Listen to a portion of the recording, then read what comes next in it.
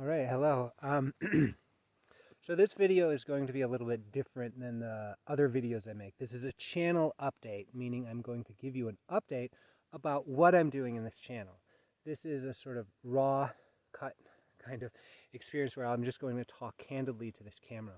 I'm right now near my home. I'm in the forest, as you can see. We live very close to nature, and I'm actually at a very sacred spot to me, which is the home of what I call the fairy mage. And this is a character, this is a creature of my imagination that I've built a home for. It's a little fairy den, a den for a fairy who performs Enochian magic on my behalf. And so this was the solution I had to the problems and dangers of Enochian magic, which is a ceremonial form of magic coming from the 1600s that I looked into in order to understand contemporary UAP disclosure narratives as they relate to the practice of hypnosis, which is related to both remote viewing and scrying and memory retrieval. So I was looking into that, Enochian magic, which is a very complex field to talk about, and it has complexity to it and a little bit of challenge to work with it. So I used my art practice. I used my kind of practice based around active imagination, Jungian sand play, with working with dolls and figures. So I built this character I call the fairy mage, who could do Enochian magic on my behalf and receive a lot of the challenging tensions associated with the Enochian angels. So that was my solution, and that's how I was able to work with those things without achieving a sense of trouble. So it was the solution, and I want to just show you that briefly.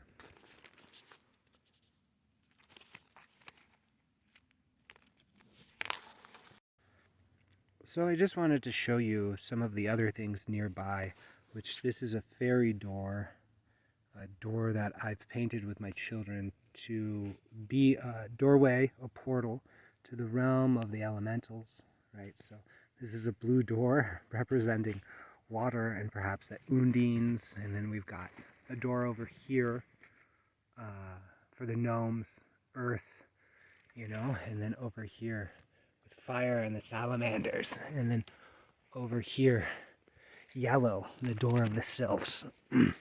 So I make offerings to them. Here we'll give them some pancakes and some mulberries and some gojis. Each door gets some.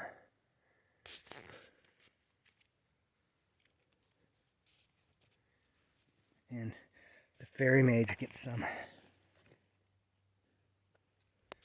So this is what this says.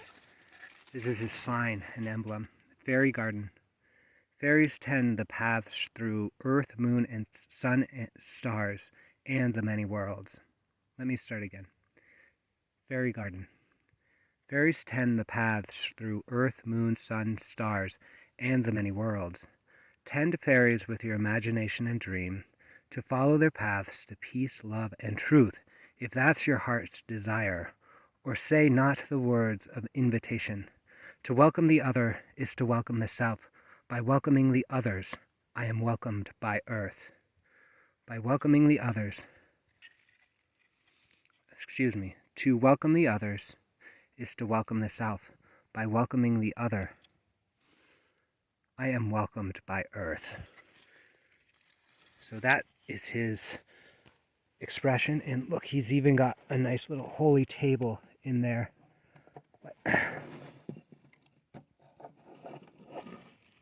As you can see, this is his face. He doesn't have a body. The fairy mage doesn't have a body, and that's for a reason. So let me set you up here in the center. So I was telling you guys about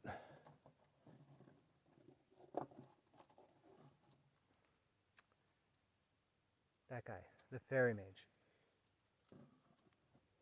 who does Enochian magic on my behalf, who doesn't have a body anymore. And The reason why he doesn't have a body is I burnt it alongside my holy table, the holy table of Enochian magic. And I did so for a variety of reasons. But with a fairy mage, I really charged up that situation, charged up that character with an intention, which was to transmute harmful confusions related to the UFO abduction syndrome.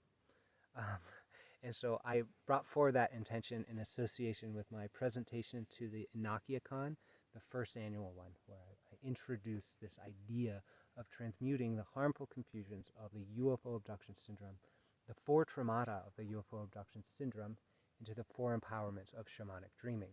And so I burnt this fairy mage's body to do so. And I charged it up particularly related to concerns I had related to Chris Bledsoe and super experiencer study and the risk of harmful false memories associated with alien mythologies and authoritative research and things like that. These are the crisis of faith issues that I've talked about to you that have really shifted my direction. I'm likely withdrawing from my PhD program because of these issues at the end of this quarter when my leave of absence expires. And so I thought, he needs a new body. He needs a new body. And we need to call back that intention because I believe it's actually been accomplished. The transmutation has been accomplished. That's what I presented on in the EnochiaCon presentation this year, as I had a series of dreams about how the Philosopher's Stone relates to dream sharing within a community, that relates to precognitive dream loops and the actual power of ceremonial magics. Right? It's based on the notion that prophetic dreams are the secret key of magic, which is something that John Dee wrote in Marginalia 500 years ago.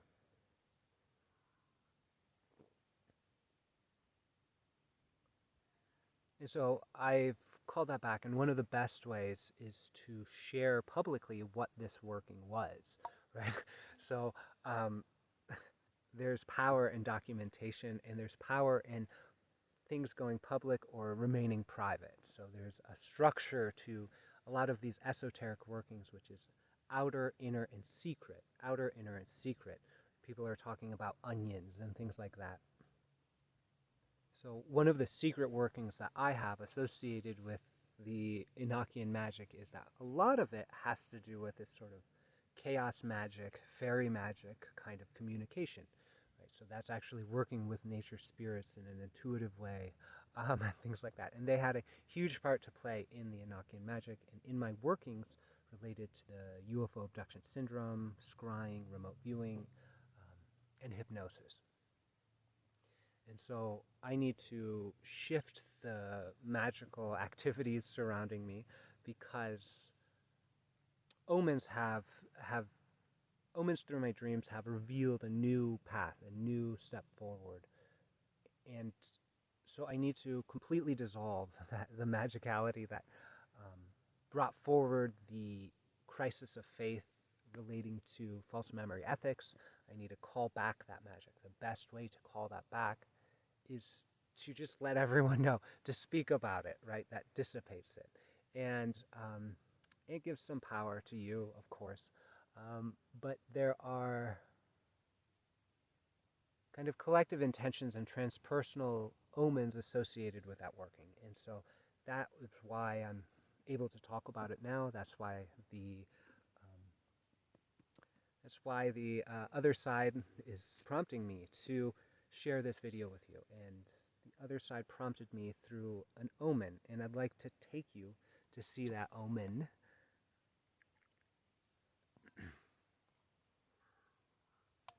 So I know I needed to do a channel update for a while. I thought maybe once I hit 1,000 subscribers, and then once I hit 1,111 subscribers, which I think I did.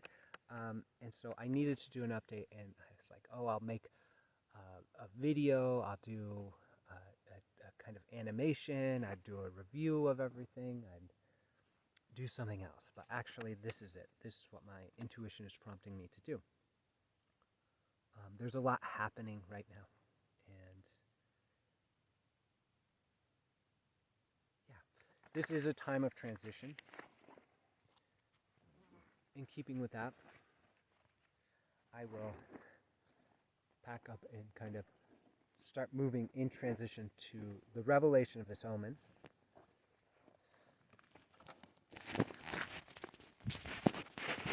Okay, it's a transition, and the way I wrote about that in my notes here is this transition is the outer manifestation of the inner resolution I have to the crisis of faith last year.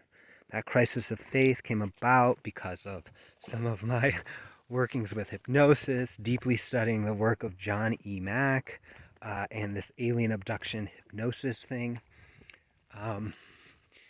False memory, working with the identification of UAPs and tracking claims around that. And so I have this huge crisis of faith around what aliens are, what I'm doing, how hypnosis seems to be very suggestive and powerful, and how authoritative research supports this decentralized industry of harmful alien false memories. That's what it looks like to me. It intersects with psyops and you know, profiteering and things like that, and it's pretty awful. And so I really brought that kind of stuff into my body, to my soul, in order to kind of transmute it, to work with it, and it was so tough. And at a certain point, I had a series of dreams, precognitive dreams. And I know they're precognitive because I'm working with them even now, in the future from that time, about going into a mountain portal that was managed by luminous beings, right? So this sounds quite incredible, but I actually sort of believe in its mythology, right? It's something like the Shambhala mythology, where a society of enlightened people,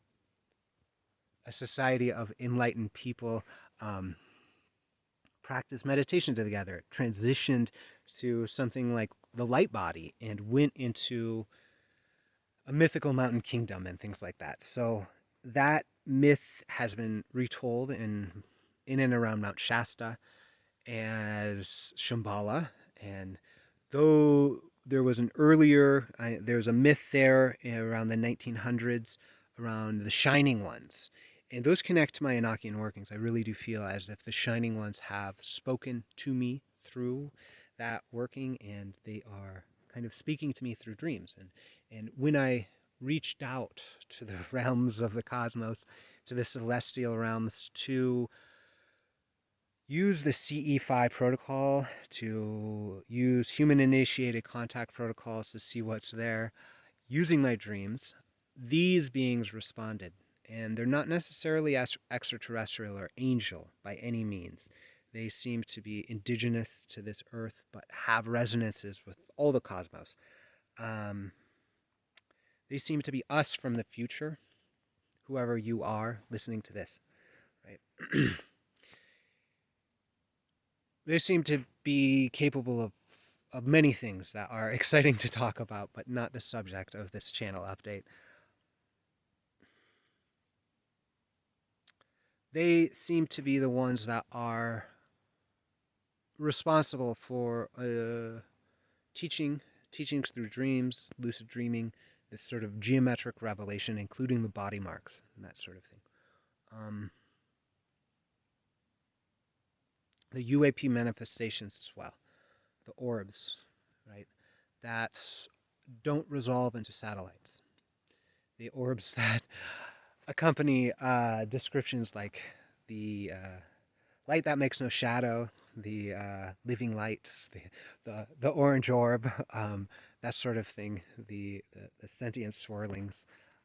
That sort of orb actually seems to be associated with what I'm talking about, the Shining Ones. These dreams initiated my writing about ethical crisis. These are the dreams that caused me to put pen to paper or my fingers to the laptop to really write about my ethical crisis, and these were the dreams by which I became conscious of the dynamics that caused me to freeze as a professional and stop working and stop being able to work. And after resolving these dreams, after resolving this process, I now am working with people again, and I'm not frozen, and I have to credit those dreams. That's I have to, and they want me to, those dreams and the dream sources, which mostly is myself, wants me to take my work up to the next level. One of the ways they showed that to me is a dream about entering these mountain portals, and yet my wife being there with my children, I didn't even recognize, because I was too concerned with warts on my feet and entering these portals. There's a woman with 2 children, and she seems overwhelmed or whatever. And I looked down at the warts on my feet, and I thought maybe they'll be healed in this pool, before entering into this realm within the mountains. Maybe I'll be healed then. And then I looked down, and I started picking these things apart, and these sort of gray alien mantid hybrid grasshopper things were in my feet as alien implants, and they fell apart in 3 different ways, these 3 different things. And as that happened, I woke with an understanding about alien implants and all sorts of stuff, and aliens this, aliens that. But what was on my heart was the fact that I didn't recognize my wife and children at this portal, and that she needed help. And so that brought me forward to take action, to go, oh, I need to actually work. I need to actually work, regardless of what this looks like. If I have to leave the PhD program to do so, so be it. If I have to do something else, so be it. And I've been so grateful that people have responded to me after this crisis of faith. And they are working with me in a different way that is so powerful to me and is so nourishing to my soul and vocation. Like, this is the accomplishment of that vocation. In 2020, I said a prayer to be of service to others, in line with desire and destiny, but I actually had to figure things out for myself. I was on an inquiry. I had intuitions guided from perhaps now or in the future, back then, right? Through guidance, intuitions that really guided me, but it wasn't embodied in my mind and heart. The intuition that the missing time, UFO missing time experience and its associated regression hypnosis are shamanic dream states that are tied together through teleological causes that exist in an eternal realm that interact with us in very interesting and paradoxical ways, right? Like, I had that intuition, but my concepts, my words, my heart, my body couldn't jive with it. But now I'm comfortable with it because I have worked through a lot of the fear associated with alien encounters, right? That's actually part of it because it involves multiple phases of consciousness. And so, working with the encounter experience and the hypnosis involves multiple phases of consciousness, some of which are terrifying, some of which are tricky, some of which are necessarily programmed by the darkest psyop agents you could ever imagine, and they're just there in the collective unconscious, and you have to open up to them. And that's hard to do and takes some practice. And I've been doing that work for 5 years when I show up with a client, show up with my dreams, and it's actually process enough. I've actually accomplished something there. That's what my dreams have told me. That's what the fact that people are working with me again in such a way that honors me and their process. And there's an energy that's unfolding. There's a thing that's happening. There's insight coming through the dreaming collective of humanity right now. And I feel it. I see it. These people feel it and see it. And it is such a blessing to work with them, and I'm just floored by it, to be honest. So I wanted to share this because the sources of guidance that have brought me into this relationship told me to take it to the next level, to kind of condense all of the stuff I'm doing into a methodical process. I wrote it up 6 months ago, basically, and now working with my wife to bring forward a teaching, working with my wife to hold this sort of dream sharing community has is the transition, right? There's a transition happening in my practice, and that's what it is. And so I need to do a channel update to let you all know that, but I also am just documenting it here and saying I'm so excited about it. And that's, yeah. So I'm going to check my notes to see what we need to. This was the outer manifestation of an inner resolution to crisis of faith. That inner resolution came because I saw my wife and children in my dreams, and I was distracted from helping her with my children at this boundary between this realm and the next because of gray, manted, hybrid alien implants in my foot that I needed to remove first before I could recognize them. And I'm doing that work. I've done that work, and in doing that work, I'm coming into partnership with my wife to offer this teaching much more, because she's actually been a huge part in holding the space that I held for my clients, and probably hundreds of sessions now of just absolute like hypnotic regressions to the most incredible encounters. Like whatever you see on TV and here, that's what we've talked about. That's the thing that shocks me, is the level of testimony and the experience people have is the level of what you're seeing with Bledsoe that has a sort of narrative. What you're seeing with some of these more wild claims, that's what people actually are experiencing. They don't share it with you because some of that does not have a public destiny. There's power in sharing through public documentation. That's why testimony is part of the process. But that's why the culture is such that it's hard to talk about in some ways. So I'm now hitting the outer manifestation of an inner resolution to my crisis of faith last year. All right. So I knew I needed to do a channel update, and I thought maybe I'll do it. Maybe I'll do something like this. But I decided to go for a walk first, and then I came upon this omen that I wanted to share, and so I came back to get my camera. And I wanted to share it because I thought, as I saw it, I thought, how precious this is. What an amazing synchronicity. The angels brought this about. this sort of thing. And I thought that at the same time, and I should say I intuited that is kind of intuited that in the same voice as many of my other intuitions that have brought forward this work. But I intuited that at the same time as going, this object is oftentimes the source of mystery, and it's a mylar balloon, I guess, that I found at the top of this mountain where I was looking for plump huckleberries to eat. And so I'm looking for it now, and maybe I'll find it, and maybe I won't. I thought it would be really easy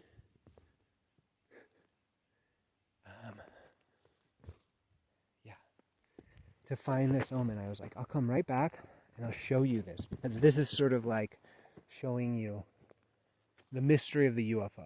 In part, the disclosure will always feel like this, but it's a revelation of mystery and synchronicity, I think.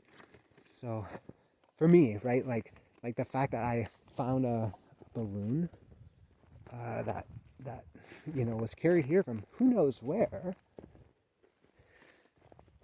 Who knows where? Ah, yes, great. Found a balloon from who knows where. Found its way to right next to the plumpest huckleberries within an acre or two. And landed so gently. So I'm going to flip this camera around so you can see it. Right. This is the mystery of the UFO. Is there something like it? Look at that. It's got a 119. So 1 plus 1 is 2. Plus 9 is 11. So 1 plus 1 is 2. I got here. I picked it up. I was like, wow, look at that. And then I realized No, I needed to show you. I needed to show you that it just landed from somewhere. Right here. Maybe you can hear the creek down there. Right. And so that was the omen I wanted to show you. The Mylar balloon that may have been a UFO to someone. And the funny thing is even though after 5 years, including several years of kind of debunking UAP sightings, as it happened, right? I still believe that there's a kind of a physical encounter phenomena that is not explained by conventional theories.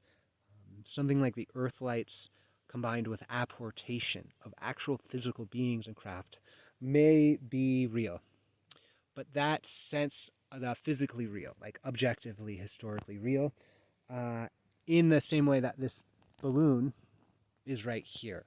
So there's anomalous phenomena akin to aliens, right? That's what I'm saying, but it's really hard to study. It's really hard to look at unless you're doing an approach that integrates subjective and objective means of knowledge, personal and transpersonal means of knowledge, and the many phases of consciousness. The many phases of consciousness. That is actually key to any of this work. And so the paradox here is that I say this is a cause of UFOs as much as these plasma orbs that physically apport space aliens into this realm are real. They're equally real and equally a cause of this UFO abduction syndrome thing that they talked about in the 90s, or NHI contact. So there's a sense that this produces a delusion, or a satellite encounter produces a delusion where you're thinking you're encountering an angel, right? Or the actual encounter with this sort of plasma orb thing, where that feels like it could be more real, right, than this balloon. And so the intuitions you're having with the angels or aliens or non-human others and that sort of thing, non-human intelligences, you would think are more real if they coincided with a plasma orb, right? Or less real if they coincided with a mylar balloon, right? I get this all the time with a body mark thing. Like there was this really beautiful body mark that came up on Reddit. It was a circular red grid mark, and I said, these have often resolved to people just sitting on hot tub drains. That's what it resolves to. And yet there's a mystery there, there's encounters, there's sort of beautiful dreaming associated with that. And of all the marks, those feel most like a mandala, most like a circular communication. And I feel that even if they do resolve to the hot tub marking, the fact that they show up with a sense of surprise, sense they're ominous, sense of communication is actually communication, It's a synchronicity. It is the wide world communicating with us. And therefore, the appearance of these plasma orbs, the real physical things, the apportations or whatever, that's as meaningful and as much a basis for these encounters, these angelic, alien, non-human intelligence encounters as that balloon. And so the irony here, right, is that my identification of the UFO of God, that the UAP consciousness connection event at the Monroe Institute, my identification of that flashing light as Intelsat 29E, and by asking Dr. Michael Earl, a space surveillance expert, what it was, he's like, in Intelsat 29E. I got to that point through my dreams, but he really identified it. So the irony is that identification caused my crisis of faith. And I'm like, they're not objectively telling the truth about what this is. They say it's a UAP. It is not a UAP. It's identified, right? A space surveillance expert identified it, provided, reasons why it's a satellite and not something else. But the irony is the reality of contact in that case is equal. It has no bearing. And so that's why I find it is important to communicate the truth about what something objectively is, right? Like, is a UFO a balloon, or is it a plasma orb, or is it a recovered craft, re-engineered, or whatever? Or do we actually have bodies, alien bodies, or not in Area 51? I don't know. But in any case, there's a contact phenomena that is real and exists equally. That's one of the things my dreams taught me. One of the dreams halfway through this process was I was on a stage, and it's the stage of the world, and I was acting out a part. And a character that I now identify as Galathog the Grey was in the audience. It was also the space we're in, and also the play and things like that. He comes up to me, and I see there, and takes me on into a different dimension that's perpendicular to all the other ones, into this space that is eternal. And he reveals to me the truth that you just revealed, that I just revealed to you with its balloon. He revealed to me that truth, and I wept and wept and wept. And like this sort of like imaginal astral kind of tall gray alien holding my soul, weeping and weeping and weeping because of this loss of naivety, right? This loss of naivety, this loss of fantasy about the flying saucers and the bodies and things like that. In the revelation that this contact phenomena transcends objective truth and fiction, truth and falsehood. It transcends that such that it works through all objective things. And that one truth was so much for me to bear. I wept and wept and wept in the dream, and I was comforted at such a level in the dream by this entity and by this space that it felt real to me, and it's guided me. And that's one of the kind of hallmark moments or anchor moments I have with this journey.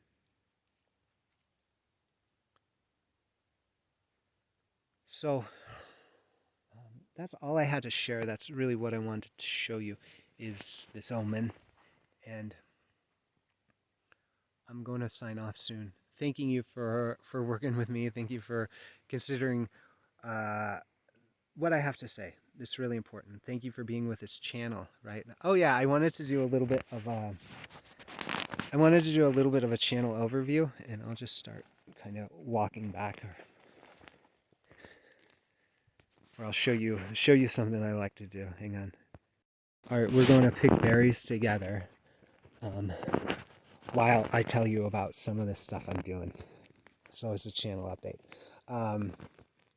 I've been working on the Sun podcast. That's the Skeptics UAP News podcast.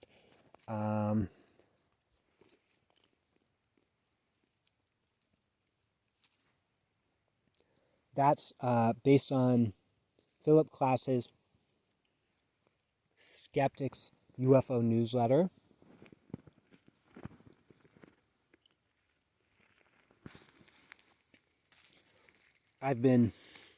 That came out of a process of integrating skeptical and credulous perspectives.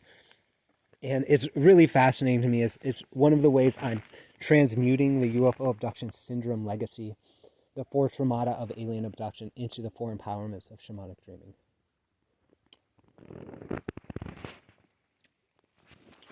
Looking for some more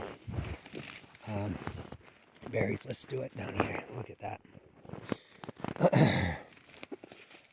Look at these plump huckleberries. So, Skeptics UAP News focuses on UAP news, and I've made 9 of those in a row to the exclusion of other content, which I'm sad about, and one of the reasons why I wanted to do this channel update.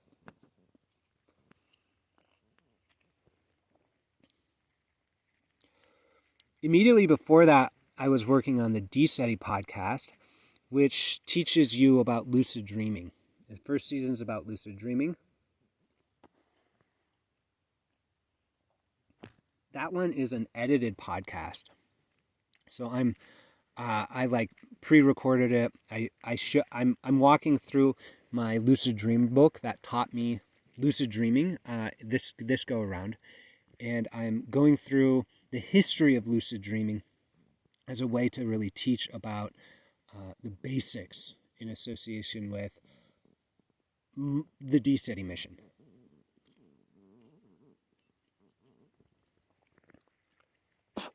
I haven't done that in a while because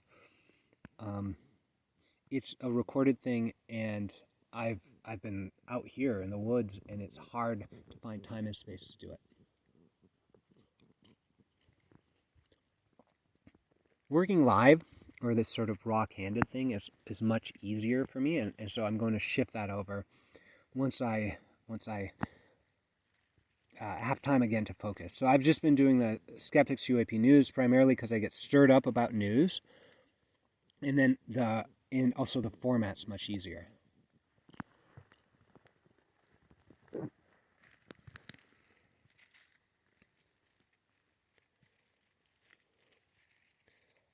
I'm going to start making a lot more content, interviews, testimonies, channeling sessions, and things like that. That is actually going to be part of the offering I do with my wife. She's worked with me in channeling, and that's been really significant. So I'm going to work with her in that way. Again, we're going to make content. It's going to be great. I already feel it tuning in. So,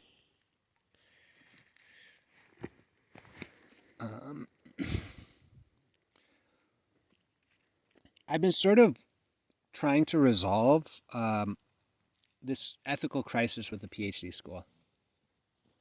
That's been really on my heart and mind.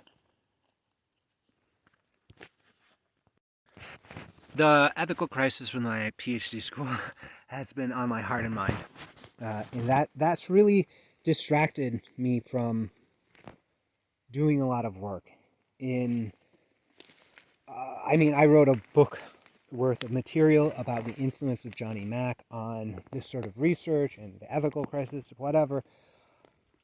And that's not coming out. And that much attention on something so private and so controversial and so like ivory tower is something that I no longer have the luxury of doing. Like that's really important to realize is like that there's no luxury of time here, and the sense as well is that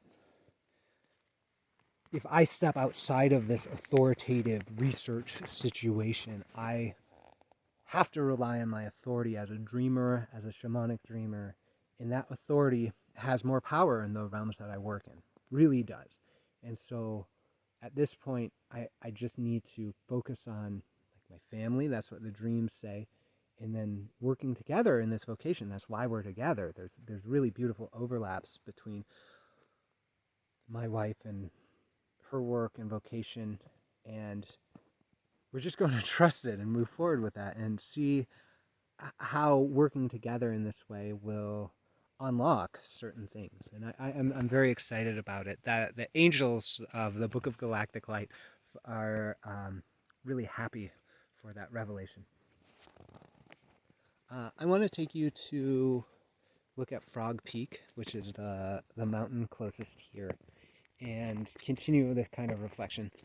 I'm thinking about the PhD school, right? And I'm coming up at the end of my year after going on a leave of absence. I realized I couldn't pay tuition because I was on my crisis of faith froze me. And I was like, I'm in an ethical financial crisis. Can you help resolve? I need some statements from an ethical authority about these things.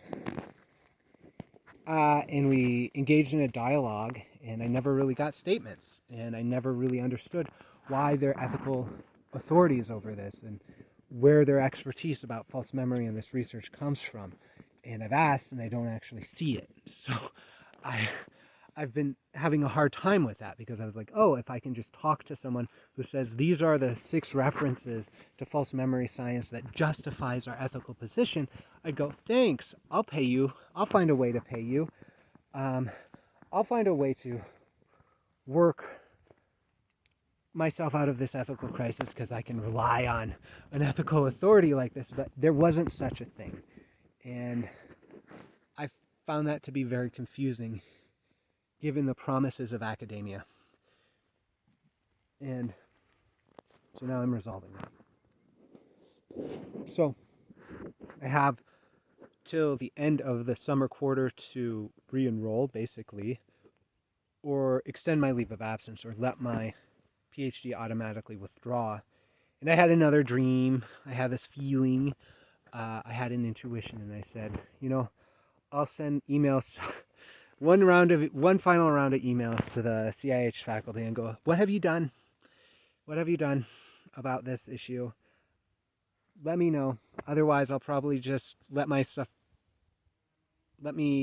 just withdraw, and I'll probably write an article for the Skeptical Inquirer about these things, because I actually believe that truth and actually representing objective facts as objective facts, if you're an authoritative researcher, is important, and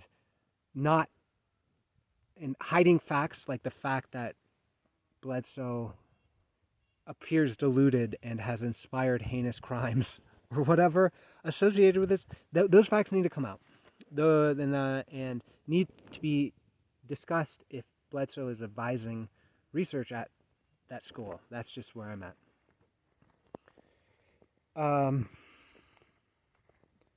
And so I'm coming to a point of decision, and I go, I know I need to make a decision. Holding this open has cost me a lot of psychic energy, to be honest. And that's why I'm revealing the magic that I've done, so that I can actually use that energy to build something up. And that is the teachings of the dream teachings made manifest in this world. That's what it is. It's whatever angelic guides or higher self thing that I've channeled in through this Enochian magic, through my hypnosis work, that has literally coordinated my experience with those of my clients in this really non-dual way, where it seems as if we're dreaming from a same source about a similar thing, and that there's different modes of receiving that knowledge, but ultimately it's coordinated perhaps by the collective unconscious to such a degree that there's synchronicities and omens that make me understand there is a working together, a revelation of how dreaming together will unfold. And that's why I'm doing this work. That's why I showed you the fairy mage. That's why I showed you the empty balloon. That's why I'm sharing you these dreams. And it's really so all of that potency, all of that intentionality, all of that magic can really be focused in on establishing a set of relationships, a community of sorts, a protocol of working with the dreams, working with oneself, working with a community to mediate a number of these very complex forces that we have. Traditionally, as a Western culture, we've projected a whole bunch of stuff onto the UFO and the alien. Here, let's see. Right, this is Frog Peak. Should be there. My kids and I say ribbit to it, but it's shrouded in clouds.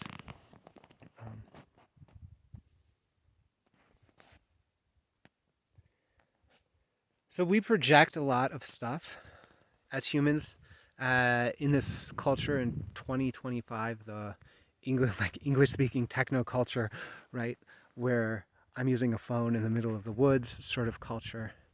We project many things upon the UFO, the non-human, the alien, we're projecting it onto the others. That's rightfully ours.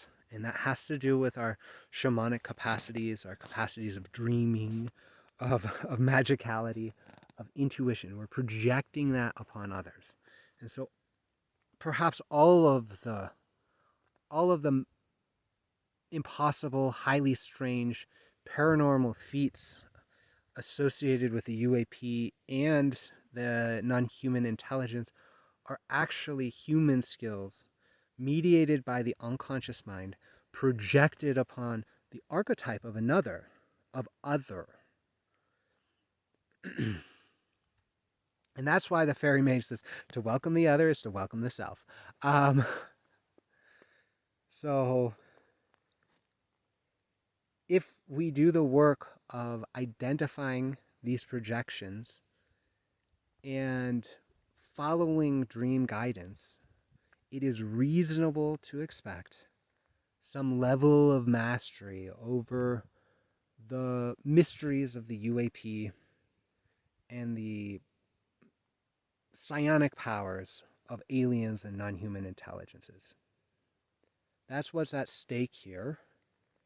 And my dream guides tell me it needs to unfold through community relations that are as simple as just sharing your dream with other people. That's it, most of the time. And taking action upon it through an interpretive process. That's it. There needs to be a culture associated with that. So the funny thing is, the history of dream work, and we get the word dream work from a very particular place. It has to do with an imagination of a UFO bringing culture to primitive people. That's the imagination. It's the Sonoy dream theory, and that kicked off a whole movement of dream workers who believed in this false anthropology of the Sonoy people. And it's a really beautiful mythology. It's sort of like a romanticization of the indigenous, right? Like indigenous ways of being, primitive ways of being. It's like noble savage sort of ideas, but this is around dreaming.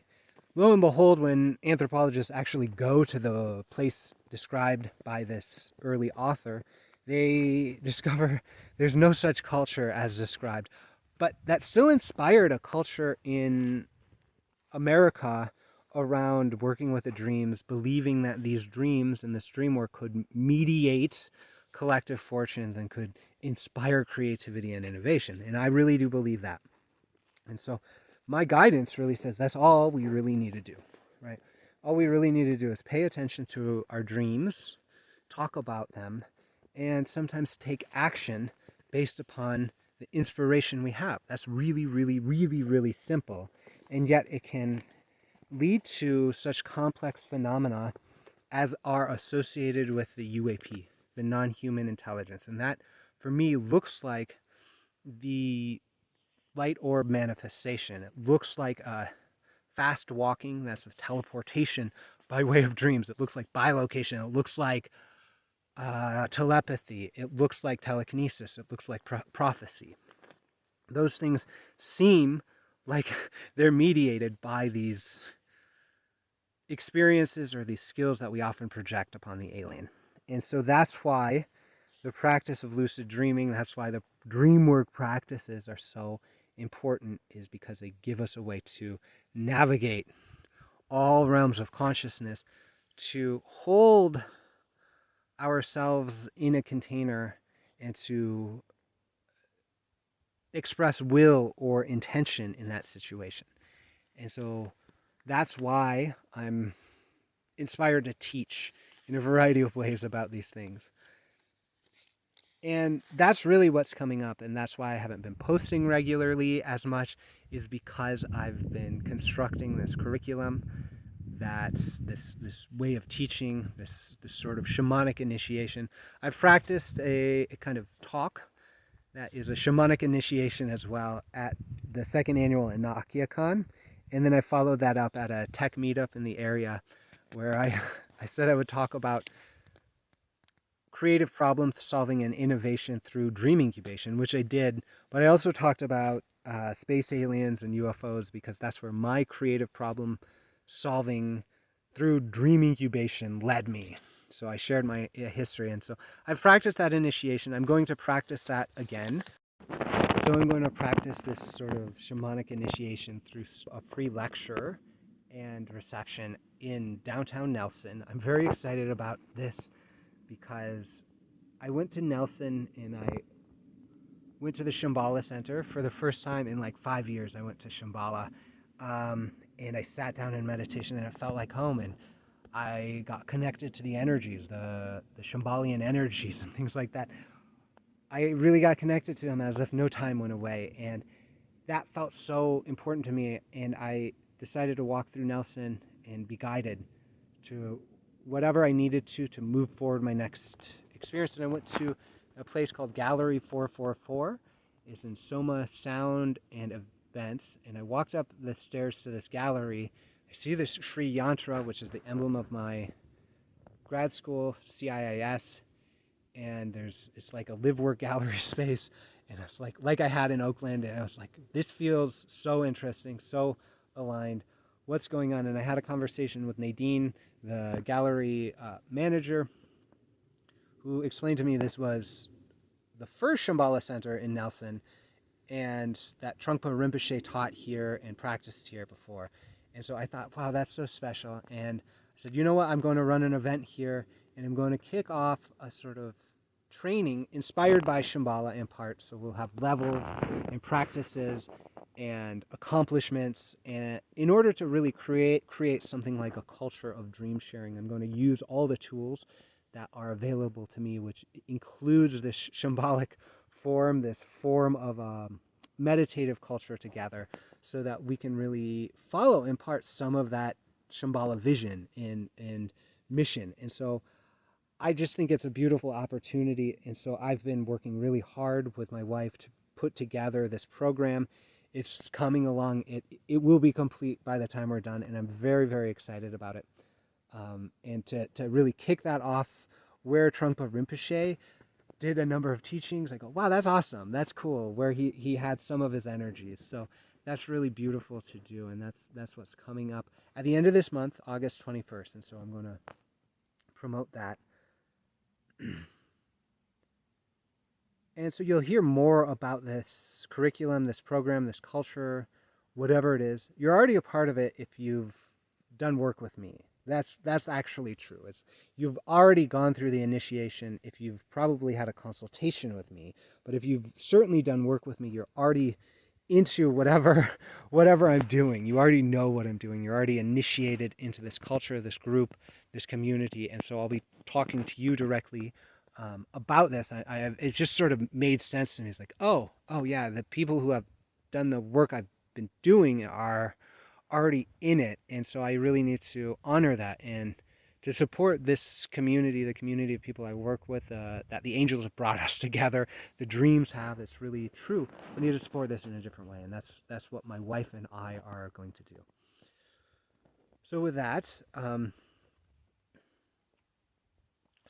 I suppose that's the update.